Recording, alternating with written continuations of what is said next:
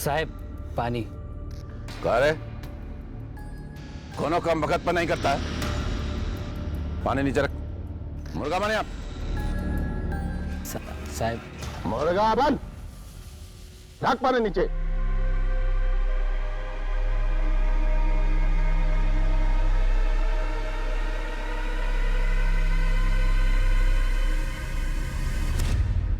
नहीं साहब, हमरा कोनो से कोई दुश्मनी नहीं।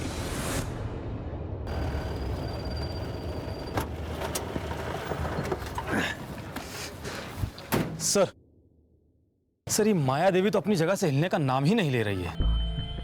हरदोई थाने फोन करके लेडी कांस्टेबल का स्टेटस मालूम किया, क्योंकि बिना लेडी कांस्टेबल के हम बॉडीज को नीचे नहीं उतार पाएंगे। Right sir.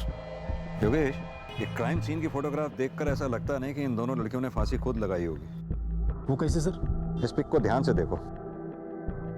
दोनों के गले में जैसे फांसी लगी हुई है और फंदे पे जो गांठ लगी हुई है, खुद फांसी लगाने वाला इस तरह की गांठ लगा ही नहीं सकता। मतलब ये था, खुद फांसी लगाने वाला पहले रस्सी के एक सिरे को अपना एक हाथ में पकड़ेगा, दूसरे हाथ से वो इस तरह से पेड़ पे डालने की कोशिश करेगा। खुद फांसी लगाने वाला इस तरह से फंदा बनाएगा। ये अब कुर्सी इधर रखो, यहां पकड़ो जरा कुर्सी, यहां सामने आके। इस तरह से फंदा उसने अपने गले में डाला होगा, कुर्सी पैर से नीचे से खिसकाई और फंदा टाइट हो गया। आया समझ में? सर वो दोनों बॉडी भी तो हमको ऐसी ही मिली है। यही तो मैं कह रहा हूं योगेश, अगर ये दोनों का आत्महत्या का मामला होता तो घर में लगे पंखे से भी की जा सकती थी। घर से बाहर निकलकर चबूतरे पे पेड़ पे लटकने की क्या जरूरत थी? सर अगर हम ये मान लें कि मर्डर है तो दोनों को मारने का रीजन क्या होगा? और सबसे बड़ा सवाल तो ये है कि वो रात में बाहर गई क्यों? यही तो पता लगाना है। या तो फिर कोई उनका जानकार उन्हें किसी बहाने पिछले दरवाजे से बाहर ले गया, या वो खुद पिछले दरवाजे से बाहर निकल कर आए। हो ना हो, इसमें घर में से ही किसी सदस्य का हाथ हो सकता है।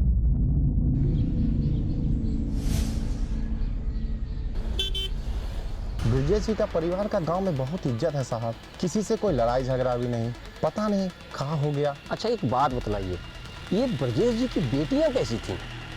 साहब दो लड़कियां तो बहुत अच्छी थी और उनका कोई दोस्त सहेली भी नहीं था, और दोनों वैसे भी घर से ज़्यादा बाहर निकलते कहाँ थे। ठीक है सर हरदोई पुलिस स्टेशन में एक ही फीमेल कांस्टेबल है और वो भी छुट्टी पर गई है। उनसे बोलो जैसे ही वो छुट्टी से वापस आए हमें इन्फॉर्म करें। सर ये ब्रजेश के परिवार का भी समझ में नहीं आ रहा, सारा गांव उसके बारे में तारीफ कर रहा है। अब या तो ब्रजेश बहुत अच्छा है या फिर उसका गांव उससे डरता है। सर फिर ऐसे में आशा और दीपा के बारे में हमसे कौन बात करेगा? कोई तो होगा जो दीपा और आशा से बात करता होगा।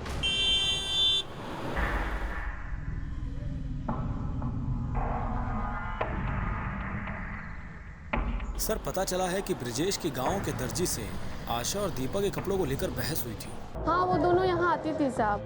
क्या है ना, हम ही एक लेडीज टेलर है पूरे गांव में, तो किसी को भी कपड़ा सिलवाना होता है तो हमारे पास ही आती है। ये दीपा और आशा को तो आप जानती ही होंगी, दोनों बातचीत करने में कैसी थी? तो सोच क्या ही हो क्या बनवाना है? तो वो जो सोच के रखे तुम देखो, इसको थोड़ा और नीचे कीजिए ना। हाँ इतना कीजिए। अरे बाप रे बाप, तुम पागल हो गई हो, इतना डीप गला पहनोगी? अच्छा तुम देखो ना हम कितना अच्छा बनवाएंगे इस बार, सब देखते रह जाएगा। दीदी इसको थोड़ा टाइट कीजिए। हाँ दीजिए ना, कीजिए। पगला गई हो तुम, तुम्हारा माथा खराब हो गया, तुम इतना टाइट सूट पहनोगी? तुम देखना अगर अच्छा नहीं लगेगा ना तो हम बदलवा देंगे, पूरा गाँव देखता रह जाएगा, इतना अच्छा लगेगा। और थोड़ा टाइट कीजिए। हाँ इतना ले जाइए, बस इतना। तुम पिटवा दोगे। देखिए अगर अच्छा नहीं बनेगा तो हम पैसे नहीं देने वाले आपको। और नीचे में ना लेस लगा दीजिएगा, हम एकदम चाहते हैं कि हम वो टीवी हीरोइन जैसे दिखे, इसका एकदम चिकना सा पेट और मोर जैसी चाल हो। एक दिन ठाकुर साहब हमारे दुकान पे आए थे। ये क्या भद्दा कपड़ा सी दी है? क्या हुआ ठाकुर जी? आपको पता नहीं चला आपने क्या किया है? हमारा बिटिया लोगों का सूट सिला आपने, इतना छोटा छोटा बाजू, गला इतना लंबा, टाइट कपड़ा, इसको पहन करके गाँव में घूमेगा तो नंगा नहीं दिखेगा। कपड़ा जल्दी से ठीक करके घर भिजवाइएगा, नहीं तो दुकान में धुआं भर देंगे, समझ गए ना? ये सब हुआ कब? 4 दिन पहले साहब, जब आशा अपने पति के घर से वापस आई थी। ये आशा शादीशुदा थी क्या? हाँ साहब। तो अपने घर वापस क्यों नहीं गई वो? नहीं पता साहब।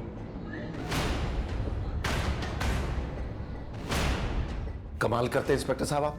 अरे हमारी बिटिया थी, वो कुछ भी पहने, किसी को क्या लेना देना। अरे चुप हो जाइए ना आप लोगों ने हमें पहले क्यों नहीं बताया कि आशा की शादी हो चुकी है? इसमें बताने वाली कौन सी बात थी? सब लोग जानते थे कि वो कुछ दिनों के लिए मायके आई थी। तो फिर आशा के ससुराल से कोई दिखाई क्यों नहीं दिया? आशा का पति कहां पर है? इंस्पेक्टर साहब, अगर आपको जांच ही करना है ना तो बाहर जाके कीजिए ना, कातिल तो आपको बाहर मिलेगा। आप बार बार जैसे घर में घटना घटा है वहीं आ जाते हैं। आप लोगों का कुछ काम है नहीं, बस यही रह गया। करे किसने मंगाया पानी? वो साहब हम जाते हैं। और देखिए इंस्पेक्टर साहब, अगर आपसे ये मामला नहीं संभलता हो तो हमें बता दीजिए, हम कुछ इंतजाम कर लेंगे। देखिए साहब, हमारा परिवार ऐसा ही बहुत मुश्किल से गुजर रहा है। वो देखने में ऊपर से सख्त जरूर है, लेकिन अंदर से बहुत दुखी है। बहुत प्यार करते थे अपनी बिटिया से। आप यही जानना चाहते हैं ना कि उस दिन दर्जी के यहाँ से कपड़ा आया तो क्या हुआ? ए छोड़ ना दीपा, सुन ना, से बात करने देना। अम्मा, ये क्या करवा दिए आप हमारा कपड़ा का? हाँ, हम ऐसा कपड़ा पहनेंगे? ये ढीला ढाला एकदम झोला माफिक। हाँ अम्मा, हम कुछ पूछ रहे हैं आपसे। क्या झोला ही सा? झोले से कपड़ा है, एक नंबर कपड़ा है। गांव की जितनी लड़कियों को देखो सब ऐसे ही कपड़ा पहनती है, और तुम दोनों पे कपड़ा बहुत जचेगा, बहुत। समझी? यही कपड़ा तुम लोग को पहनना है। तुम पहनो ये कपड़ा, समझे? चलो आशा। देख रही हो अम्मा, दिन पर दिन लोग नौटंकी बढ़ते चल जा रहा है। ये नहीं पहनेंगे, वो पहनेंगे। अरे बाप रे बाप! ए दीपा, क्या कर दी? तुम सच में कपड़ा जला दिया। अम्मा को पता लगेगा ना तो तुमको पता नहीं है क्या कर देगी। अब हम इनकी मनमानी नहीं चलने देंगे, हम वही करेंगे जो हमारा मन करता है। क्या हो रहा है ये सब? अरे बोलते क्या नहीं? कपड़ा जला रहे हैं जो आप बिगाड़ के लेकर आए थे।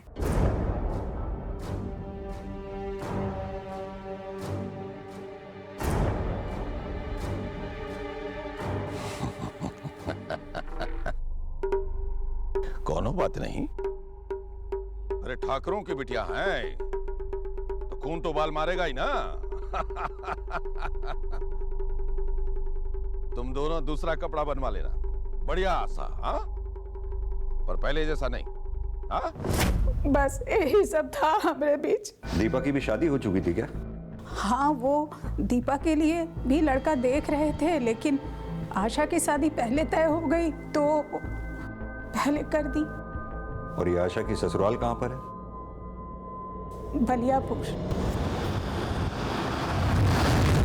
सुनील आप ही हैं? हाँ सर। सुनील, हमें आपकी बीवी आशा के बारे में आपसे कुछ बातें करनी है। आशा क्या हुआ सर? क्यों, आपको नहीं पता? आपकी बीवी आशा अब नहीं रही क्या?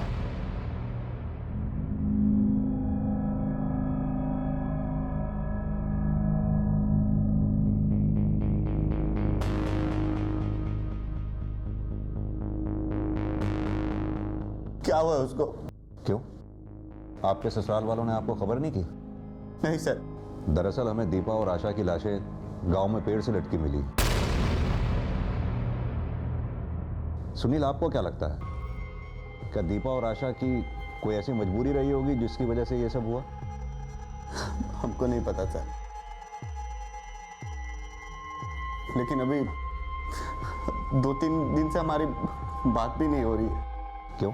अब क्या बताएं सर, जब से ब्याह की आई थी ना, सारा घर सर पे उठा रखा था। जब देखो हमसे और हमारे बेटे से लड़ती ही रहती थी। गरम गरम पूरी, छोला का साथ पूरी बहुत अच्छा लगता है। और हमारी बड़ी अम्मा तो एक नंबर छोला बनाती हैं। उसको धीमा धीमा आंच पे पकाएगा ना तो बहुत अच्छा बनता है, हबर दबर करेगा ना तो तुम सब गड़बड़ हो जाता है। हाँ। अरे हाँ हाँ, सिर्फ तुम्हारी बड़ी माँ ही तो छोले बनाती है, हमें थोड़ी कुछ करना आता है। अरे हमें और भी काम होते हैं, समझी तुम? ऑफिस भी जाना होता है। जब देखो बड़ी माँ बड़ी माँ बड़ी माँ। माँ जी, आप ना हमारी बड़ी अम्मा के बारे में कुछ मत कहिए। हम तीनों भाई बहन को ना अकेले पाला है उन्होंने, और ये ना कोई आसान काम नहीं होता है। अरे तुम्हारी बड़ी माँ ने तुम तीनों भाई बहनों को पाला है तो हमने भी पाला है। मैंने भी बेटा जना है, उसे पाला है, जिसके बलबूते पे तुम ऐश कर रही हो। समझी? देखिए अम्मा जी, आप ना... इसलिए हम फैसला कर लिए थे सर, इस बार कुछ हो जाए हम उसको लाने नहीं जाएंगे। लेकिन एक दिन ब्रजेश जी फिर ऑफिस पर आ गए। बार बार तुम्हारा वकील बन करके तुम्हारा झगड़ा नहीं छुटा सकते। अरे तुम्हारा बीवी है, तुम सवाल हो ना। बाबूजी बात तो ये है कि आपकी बेटी को बड़ों से बात करने की तमीज तक नहीं। बहुत अच्छा शिक्षा दिया है हमने अपनी बिटिया को। अरे तुम्हारी मर्दानगी में कमी अपने साथ रखने में उसको माफ करता है। ये कब की बात है? 2-3 दिन पहले की बात है सर। सुनील, हमें लग रहा है कि दीपा और आशा की हत्या में कहीं ब्रजेश जी के परिवार में से ही तो किसी का हाथ नहीं है। आपको किसी पे शक है? नहीं सर, लेकिन पूरा गांव वाला जानता है सर कि घर में सबसे गुस्से वाला कौन है। कौन है सर? हम नाम तो नहीं ले सकते, आप पूछिए अगल बगल जाकर, आपको पता चल जाएगा। सर आपका शक हमें सही लग रहा था। कातिल ब्रिजेश की फैमिली में से कोई हो सकता है। सुनील भी तो नाम लेने से घबरा रहा था। हाँ योगेश, लेकिन सिर्फ हमारे सोचने भर से हम ब्रिजेश या उसके परिवार पे इल्जाम नहीं लगा सकते। यह भी तो हो सकता है सुनील ने हमारी हाँ में हाँ मिला दी हो। सर हमको किसी को तो ढूंढना ही होगा जो हमसे ब्रिजेश के परिवार के बारे में खुल के बात करे। एक काम करो, ये दीपा और आशा की कॉल डिटेल्स निकलवाओ, पता करो दोनों बहनें मरने से पहले किस किस से बातें करती थी। सर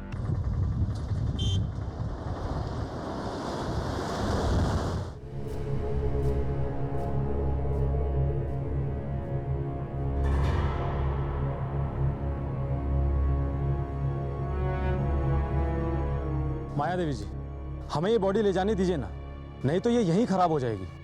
कानून का भी अपना एक तरीका होता है काम करने का। आप लोग समझाइए ना इन्हें।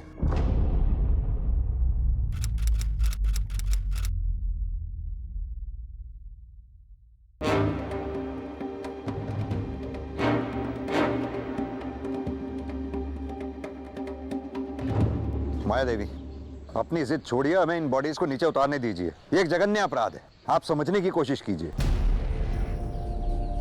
इक्के बार कह दिए हैं, जब तक कातिल पकड़ा नहीं जाता तब तक इनका लाश नीचे नहीं उतरेगा। हाँ हाँ नहीं उतरेगा, हम लोग नहीं उतरेगा, नहीं ले जाने देंगे। सुन लिए हैं?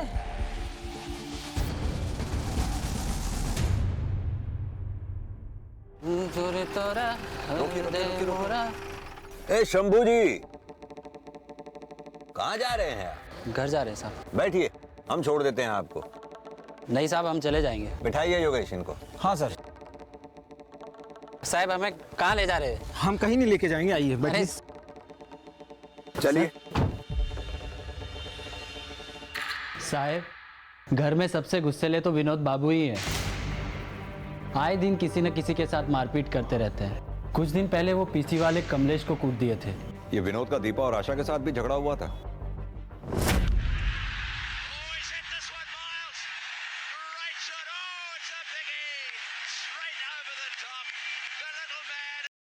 मैं रेडियो लेके कहाँ जा रही हो?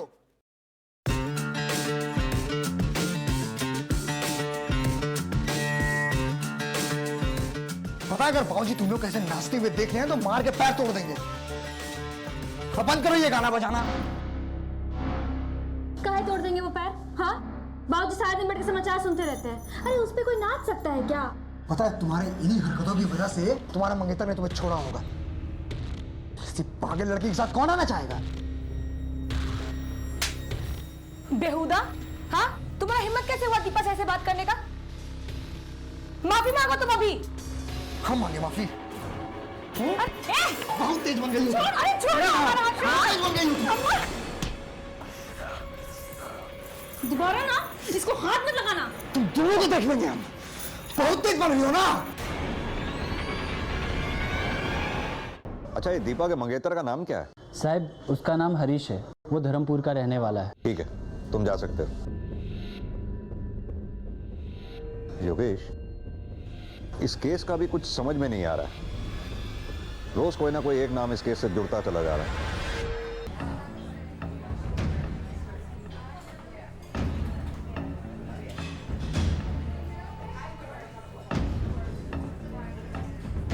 विनोद, तुमसे कुछ बात करनी है।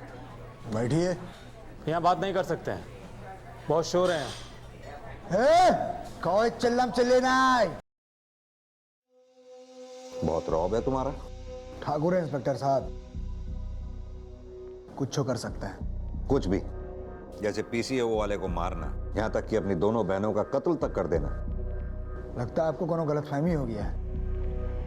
कमलेश कान भरा है आपका। कमलेश ने हमें कुछ नहीं बताया। हमें पता चला था कि तुम दोनों के बीच में झगड़ा हुआ था। हाँ, लेकिन उसके पीछे एक कारण था। क्या देख रहे हो बे? इधर क्या हुआ?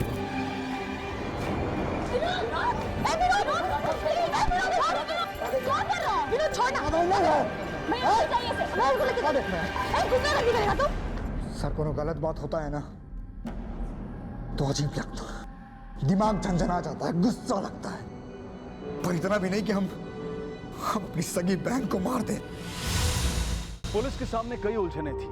वो चाहते थे कि केस जल्द सुलझ जाए, लेकिन उसके लिए बहुत जरूरी था कि दीपा और आशा की बॉडीज जल्द से जल्द पोस्टमार्टम के लिए भेज दी जाएं, ताकि इस केस में कोई रास्ता मिल सके। लेकिन अपनी बेटियों के गम में न्याय की मांग करती माया देवी ऐसा करने के पक्ष में बिल्कुल नहीं थी। भाभी, अपना जिद छोड़ दीजिए। विधि विधान से इनका क्रियाक्रम हो जाए तो इन अभागनों को अगला जन्म नहीं। हम अगला पिछला जन्म कुछ और नहीं जानत हैं। बस इतना जानत हैं कि इस जन्म का इसी जन्म में भुगतना पड़ता है। हमारी बिटिया इसी जन्म में मरी है और इनको इंसाफ भी इसी जन्म में मिलेगा। जब तक इनका खूनी पकड़ा नहीं जाता, हम यहाँ से हिलने वाले नहीं हैं।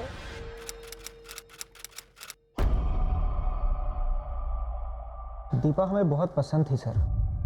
अरे हमने तो शादी की तारीख भी फिक्स कर दी थी। तो फिर सगाई काहे तोड़ दी तुमने? सगाई हमने नहीं, दीपा ने तोड़ा था। हरीश, हमें आपसे कुछ बात करनी थी। बोलो। सच बात तो ये है कि हम किसी और से प्यार करते हैं, आपसे शादी नहीं कर सकते। अब लड़की है तो सगाई तोड़ भी नहीं सकते, माँ की बहुत बदनामी हो जाएगी। तो अच्छा यही होगा कि आप ही ये रिश्ता तोड़ दीजिए। आप समझ रहे हैं ना हम लोग क्या कहने का कोशिश कर रहे हैं? तोड़ दीजिए ना सगाई।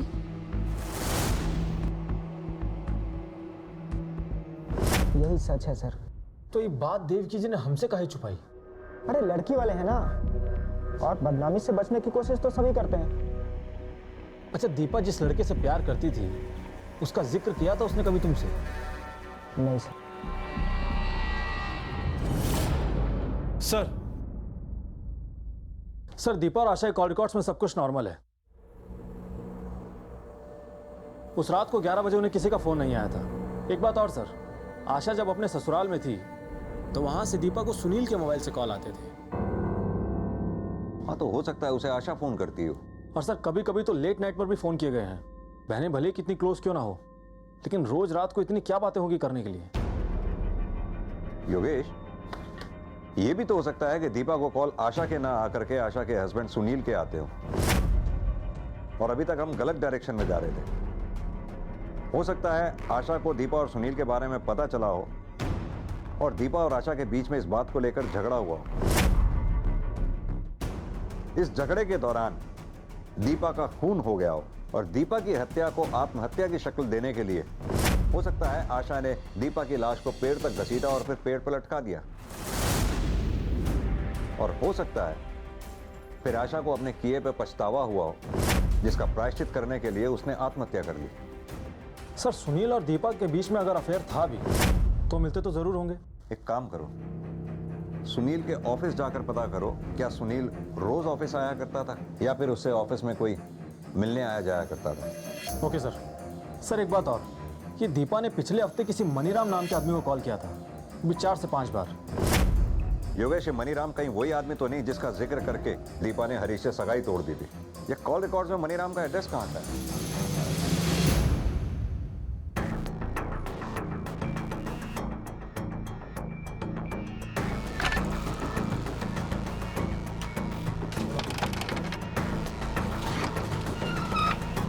क्या हुआ सर?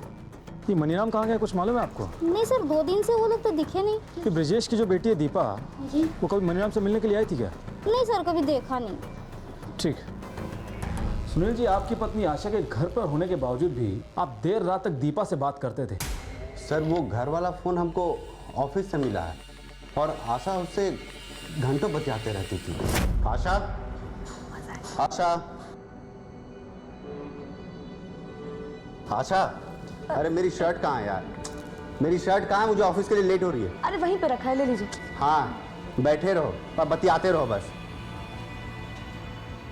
अरे कुछ नहीं, छोड़ो ना, वो शर्ट मांग रहे थे, जाके ले लो। पहले हमको शक हुआ कि उसका कहीं अफेयर है, लेकिन बाद में पता चला कि वो अपनी बहन दीपा से बातें करती थी।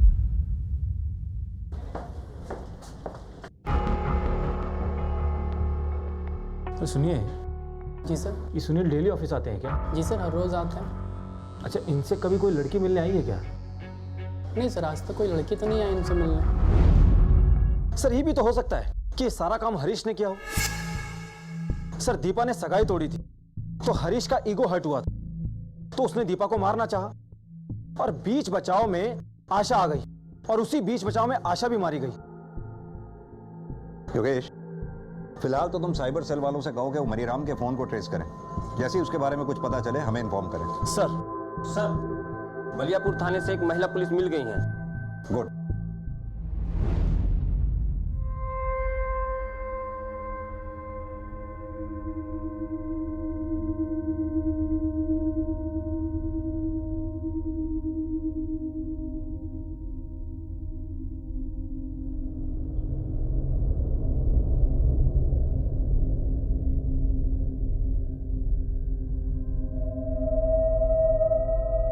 योगेश, बॉडीज को पोस्टमार्टम के लिए भेजो। सर।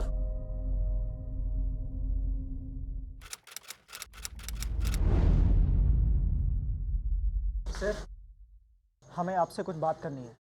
सर ये हरीश है, दीपा का मंगेतर।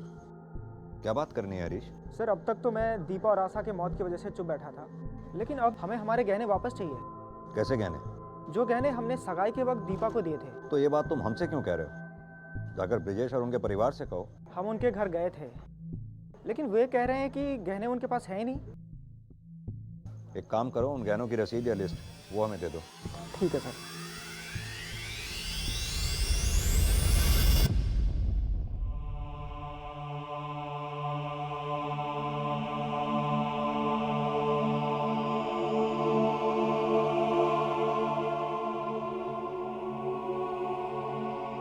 ठाकुर साहब, आप लोगों से कुछ बात करनी है। माया देवी दिखाई नहीं दे रही। वो अपना मायके गई हैं, उनकी तबीयत ठीक नहीं थी। दरअसल हरीश ने कंप्लेंट लिखवाई है। दीपा की सगाई में जो उसने गहने दिए थे आप लोग उन्हें लौटा नहीं रहे। इंस्पेक्टर साहब, हमने हरीश को कितनी दफे समझाया था कि दीपा के पास कोई गहना वहना नहीं था। सर ये हरीश झूठ काहे बोल रहा है हमसे? योगेश, ऐसा भी तो हो सकता है कि दीपा ने ये बात अपनी फैमिली से छुपाई हो। एक काम करो, तुम्हारे पास मोबाइल में उन गहनों की जो तस्वीरें हैं उन्हें आसपास के ज्वेलर्स को दिखाओ। हो सकता है ऐसे गहने उनके पास बिकने के लिए आए हो। सर। अच्छा सुनिए, अभी हाल फिलहाल में आपकी दुकान पर कोई कंगन बेचने के लिए आया था क्या? हाँ सर। कंगन दिखा सकते हैं? हाँ जरूर।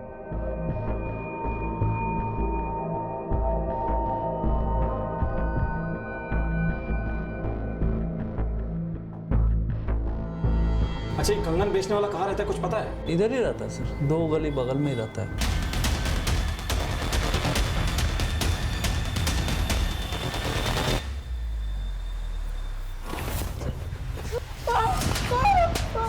तुमको तो हम थाने में कंगन पहनाएंगे। चल बोल। साहब हम सच बोल रहे हैं साहब। हम उन दोनों लड़कियों को नहीं मारे हैं साहब। हाँ, उन दोनों लड़कियों को गहने छुपाते जरूर देखे थे साहब हम।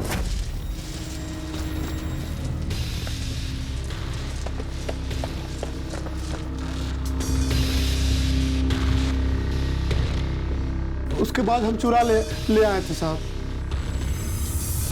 साहब हम झूठ नहीं बोल रहे हैं साहब। सर दीपा और आशा की पोस्टमार्टम रिपोर्ट आ गई है। सर रिपोर्ट के हिसाब से आशा की मौत दीपा की मौत से आधे घंटे पहले ही हो गई थी। यानी अभी तक हमारी थ्योरी किसी और ट्रैक पे चल रही थी। और सर सबसे चौंकाने वाली बात तो ये है कि दीपा और आशा की मौत फांसी लगने से हुई नहीं। दीपा को गला घोंट कर मारा गया है और आशा के सर पर चोट लगी, जिसके कारण इंटरनल ब्लीडिंग होने की वजह से उसकी मौत हो गई। एक बात और सर, आशा की एड़ियों में गहरे खरोंच के निशान भी थे। ऐसा लगता है कि उसको घसीटा गया हो। योगेश, ये भी तो हो सकता है कि आशा ने जूते या चप्पल पहन रखे हो जो उसे घसीट के ले जाते समय पांव से निकल गए हो। अपने 2-3 कांस्टेबल को क्राइम सीन पर साथ लेके जाओ, अच्छी तरह से छानबीन करो।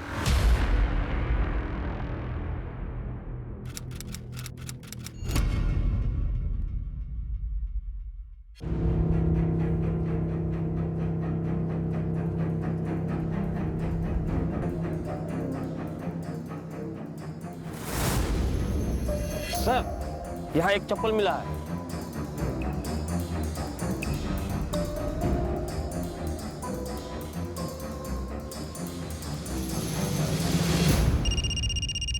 हाँ योगेश, बोलो। सर, क्राइम सीन से थोड़ी दूरी पर हमें एक चप्पल मिली है। ऐसा लगता है कि चप्पल दोनों लड़कियों में से किसी एक की हो सकती है। वो चप्पल फॉरेंसिक टीम को भेजो, शायद कोई फिंगरप्रिंट्स मिले। ठीक है सर। मनीराम के कॉल डिटेल से कुछ पता चला? हाँ सर, फोन ऑफ करने से पहले मनीराम ने लखनऊ में इस नंबर पे बात की थी। ये नंबर सर। नंबर बोलो। 7898 56523। हेलो जी, मेरी बात मनीराम से हो सकती है? जी होल्ड करिए, बुलाता हूँ। योगेश, लखनऊ पुलिस से फौरन कांटेक्ट करो, उन्हें नंबर सेंड करो। उनसे कोई नंबर जिस भी एड्रेस पर रजिस्टर्ड है वहां से मनीराम को अरेस्ट करें। सर। साहब, मैंने उन दोनों को नहीं मारा साहब। वो हम पता लगा लेंगे। पहले तुम ये बताओ कि दीपा तुम्हें इतने कॉल क्यों किया करती थी? वो मैं आपको नहीं बता सकता सर। कहीं ठाकुर साहब को पता चल गया तो वो मुझे नहीं छोड़ेंगे सर। ठाकुर साहब के हाथ तो तुम तब लगोगे जब हम तुम्हें छोड़ेंगे। क्या चक्कर था दीपा के साथ तुम्हारा? कोई चक्कर नहीं था सर। दीपा एक दिन मेरे दुकान पे आई थी। हमको ना मुंबई का 2 टिकट चाहिए था। मुंबई का? किस तारीख का? अगले हफ्ते का कोई भी तारीख चलेगा हमको। किस नाम से बनानी है? दीपा और आशा। ठीक है, हो जाएगा। ये हमको कब तक मिल जाएगा? कल मिल जाएगा।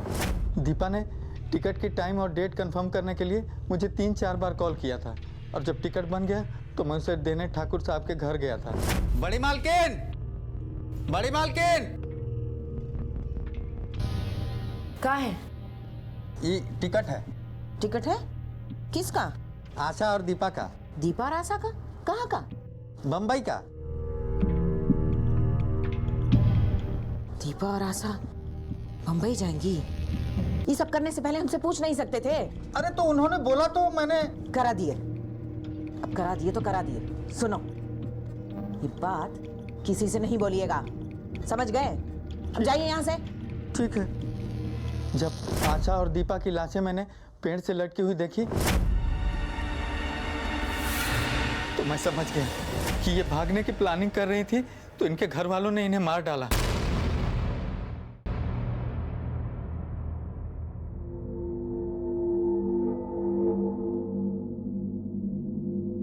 विनोद जी बोल।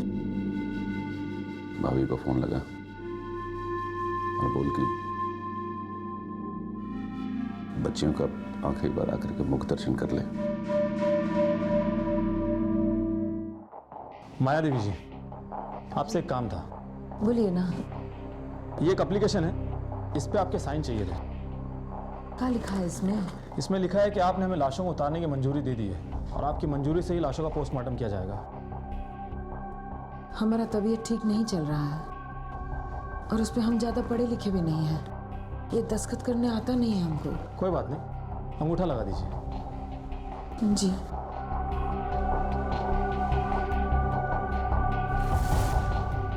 ठीक है, धन्यवाद। इंस्पेक्टर साहब, हमारे बच्चियों के कातिल का कुछ पता चला? अब जल्द ही पता लग जाएगा। चलो।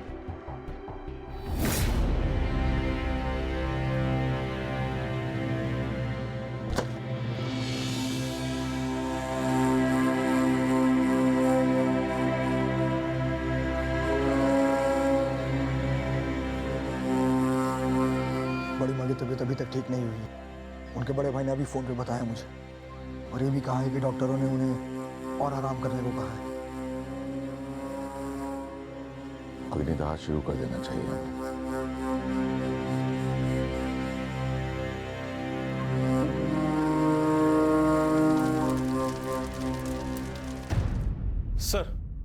सर माया देवी के फिंगरप्रिंट की रिपोर्ट।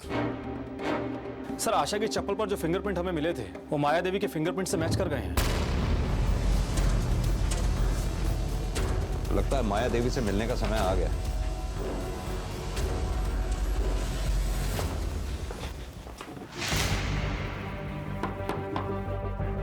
इंस्पेक्टर साहब, आप यहाँ?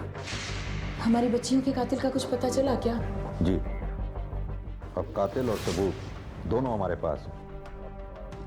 कौन है कातिल? आप ही बताइए। हम बताएं? चलिए हम बताते हैं। आशा की चप्पल पर पाए गए फिंगरप्रिंट्स आपके फिंगरप्रिंट से मैच कर गए।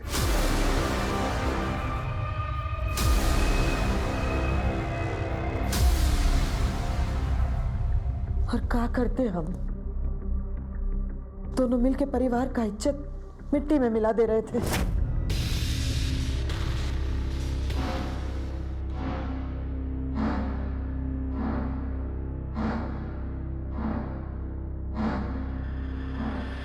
इस तरह लड़कियों को नाचना शोभा नहीं देता है।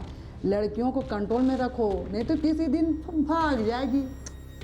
अरे बहन जी, ये दोनों लड़कियां पगलैट हैं। जब भी मिलती हैं ऐसे ही उल्टी सीधी हरकतें शुरू कर देती हैं। बहन जी, मैं गर्ल्स स्कूल पढ़ाती हूँ, लड़कियों को अच्छी तरह समझती हूँ।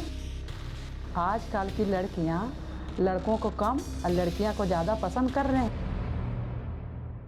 उस दिन के बाद हम उन दोनों पर नजर रखने लगे। दोनों रात रात भर घंटों फोन पर साथ में बतियाते थे। फिर जब हरीश ने सगाई तोड़ दी, हम हरीश से मिलने गए। दीपा ने ही मुझसे कहा था ये सगाई तोड़ने के लिए। दीपा ने कहे कि वो किसी और से प्यार करती है। किससे? अब ये तो आप दीपा और आशा से ही पूछ लीजिए। दीपा और आशा से? और उस रात जब हम पानी पीने उठे तो दोनों आपस में झगड़ रहे थे। दीपा सुनना, हमको ना बड़ी अम्मा ना बहुत समझाई है, और हमको ना बड़ी अम्मा का बात सही भी लग रहा है।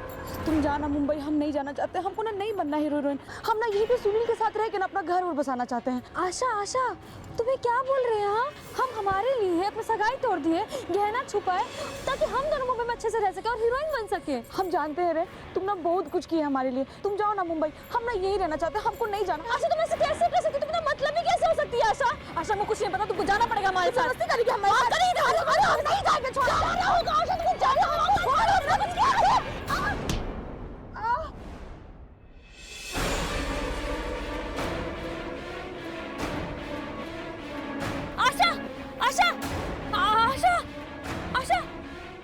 अम्मा, वो हम बात कर रहे थे गिर के। आशा, अरे ये तो मर गई। ये क्या करती हो बेटिया? ये तो मर गई है। क्या करें? नहीं अम्मा, नहीं, हम ऐसा कुछ नहीं किया था अम्मा। हम तो बस समझा रहे थे उसको। शांत हो जाओ, शांत हो जाओ। करते हम सब ठीक कर देंगे। एक काम करो, 2 साड़ी लेकर आओ हमरी। जा 2 साड़ी लेकर आओ हमरी, और सुनो, एक कुर्सी भी लेकर आओ। हाँ जा।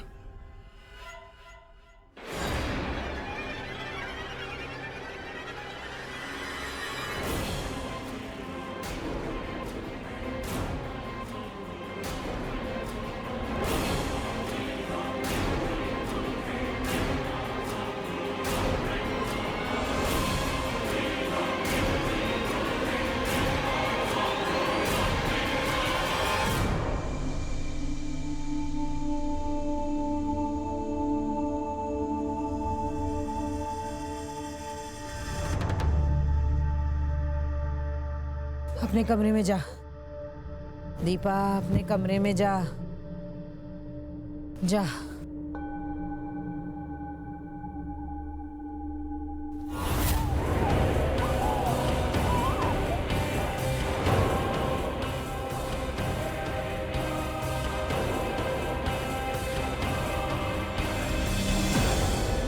कितना लाड प्यार से पाले थे हम दोनों को, और वो क्या करने चली थी? भाग जा रही थी।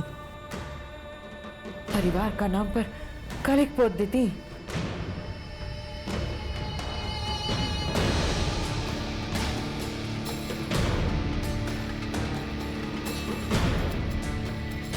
ऐसी नामुराद औलाद का तो यही अंजाम होना था।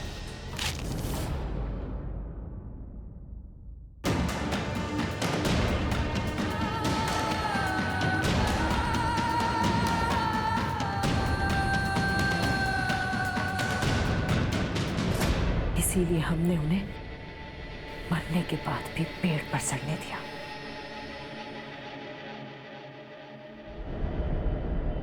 हम तो उन्हें अग्नि भी नसीब नहीं होने देना चाहते थे। ऐसी औलादों के साथ ऐसा ही होना चाहिए। उन दोनों को जान से मारने की बजाय अगर प्यार से समझाया होता तो वो दोनों जिंदा होते। ले चलो।